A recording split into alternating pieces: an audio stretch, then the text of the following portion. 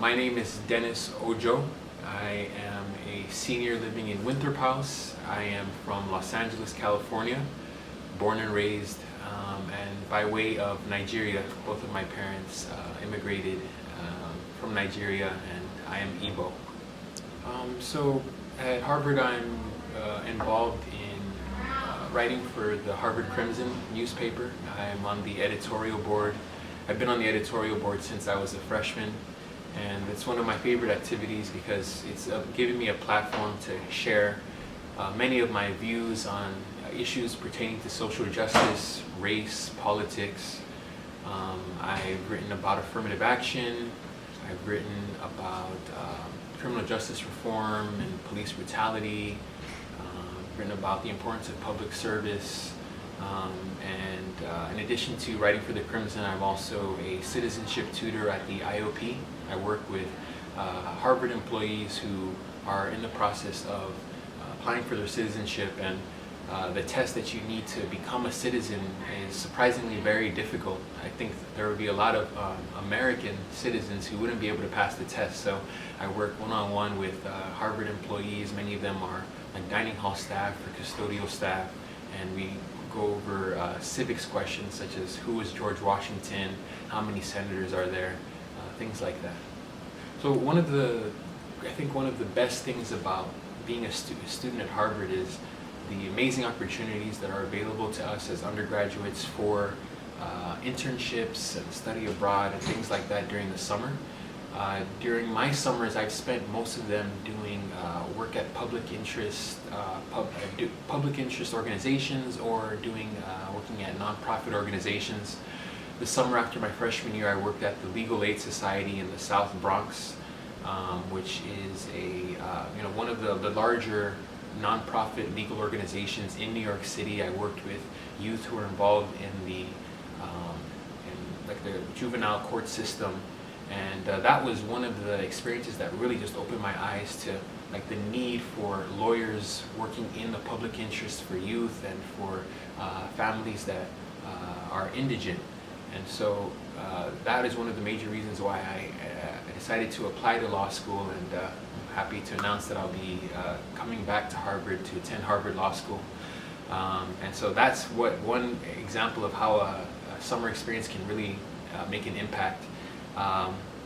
In other summers, I worked at the NAACP's headquarters in Baltimore, and that was just a really transformative experience. I was there right after the unrest that happened in the wake of Freddie Gray's mysterious death in police custody, and I was there while the South Carolina flag was brought down, and when you had the horrible tragedy at the AME Church in South Carolina. So while I was at a major civil rights organization, I had the opportunity to be there while you had all of this major movement and news regarding race in America.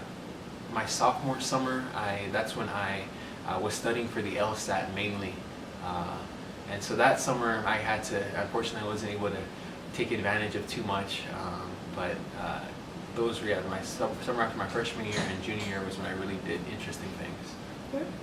So I would say key resources for me while at Harvard has actually been the support system within my house. So I live in Winthrop House, and our faculty deans, Ron Sullivan and Stephanie Robinson, they've done an excellent job of cultivating a house that is diverse in terms of tutor staff, and in terms of the kind of programming that we have in the house. Winthrop House has really felt like a home for me, and that was going from freshman year. That was kind of a difficult adjustment for me to make, coming from just going to public schools in Los Angeles, inner city Los Angeles, and then coming to Harvard was a bit of a culture shock, and it was difficult. But when I went to Winthrop House, it felt like home again, and just kind of seeing familiar faces, from students to tutors to our faculty deans. That was just a great resource, a great support system, so that whenever I came back to Winthrop, it felt like home, no matter how difficult the day was with classes or whatnot. I would say another great resource has been the Institute of Politics, or the IOP. That has been just a place that I spent a lot of time at, being someone who was studying government and who was very interested in politics and public service.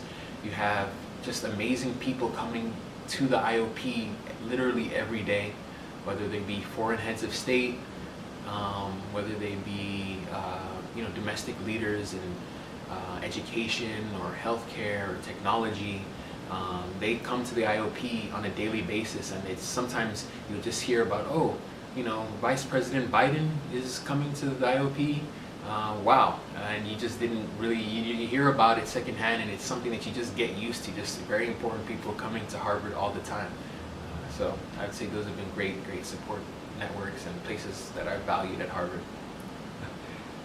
The greatest thing that I've learned at Harvard is that I belong at Harvard and that I can succeed at Harvard. Just growing up, Harvard was, the idea of Harvard was something, it felt very unattainable. I didn't think that I could just go there and succeed. And over the course of my 4 years, despite difficult adjustments or ups and downs, as I think any college student will tell you, there are difficult days and there are more exciting fun days. But through it all, here I am. I'm a senior on the brink of graduating and coming back to Harvard for law school. I realized that I can do this. I can come here and I can succeed at this university, and that's like something that I wouldn't have learned unless I went through it. And I think that has been the most valuable thing.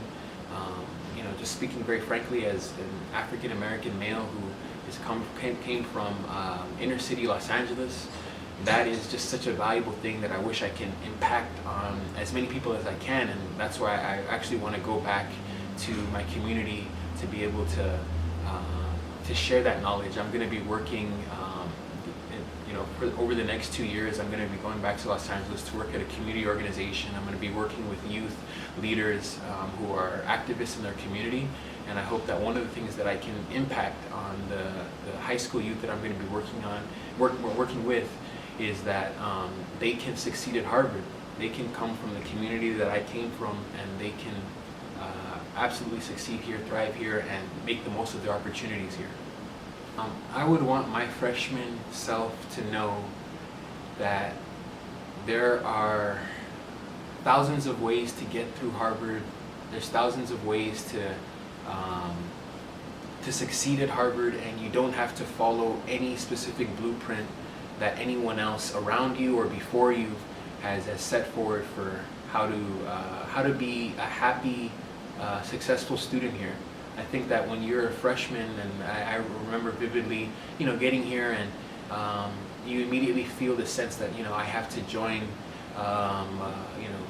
20, 30 clubs like everybody else is, or I have to do something.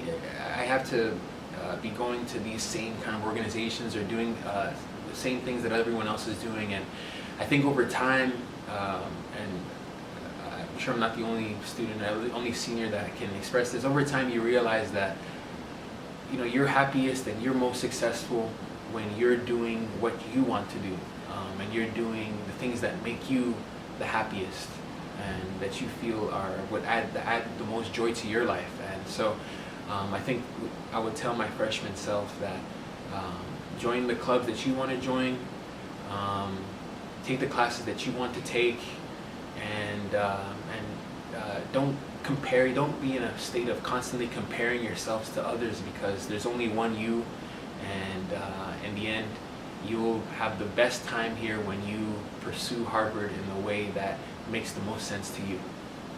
So I would like to give a shout out to Carl L. Miller, who is a former tutor of Winthrop House. He's actually, this year he's spending it at Howard University. He's completing his 1L year at Howard Law School. But Carl Miller, I would say more than anybody, has been the most instrumental person in my life here at Harvard. And I really miss him so much, even as I talk about it now. But Carl was really, kind of like the cornerstone of Winthrop House, what made it what it was. He was just the kind of tutor who sat down with anybody who was in the house, introduced himself, just seamlessly was like among the students, and I learned a lot from him about how to be a social justice advocate and how to just be a good human being that is conscious and is aware of what's going on in the world. So I'm very happy that he's going to be a lawyer, because he's going to be an excellent lawyer, and I hope that I can follow in his footsteps and being a good lawyer, a good advocate like he will be.